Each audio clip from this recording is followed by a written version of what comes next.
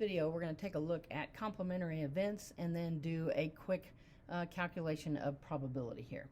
All right, two events are complementary if they are disjoint and one event or the other must occur. Okay, so you've got two events, they're disjoint, and one is guaranteed to happen. So that's basically your definition of complementary events. All right, the sum of the probabilities of two complementary events is always 1, okay, because you've got 100% of chance of either one occurring or the other one, but guaranteed one of those two things are going to happen. All right, we generally write the probability as the probability of event A not happening. Then we can take 1 minus the probability of it happening. All right, so it's a pretty straightforward concept, pretty easy here. So this is your typical example that would be the easiest to understand first. All right, let's say there's a 40% chance of rain. Okay, so every day it's either going to rain or it's not going to rain. Guaranteed one of those two things are going to happen.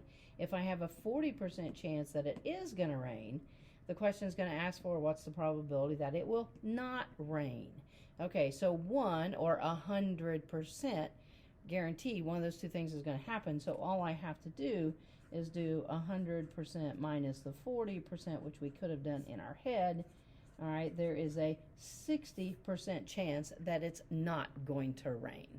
Okay, problem was done in percents, so your answer is probably going to be done in percents as well. If not, you would look at this as a 1 minus a 0.4 and get a 0.6 if you wanted to do it in decimal form as well. Okay, but just a straightforward 1 minus the probability of the event happening will give you the probability of the event not happening, and that is as long as the events are complementary.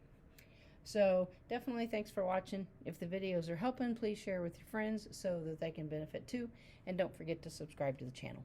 Thanks.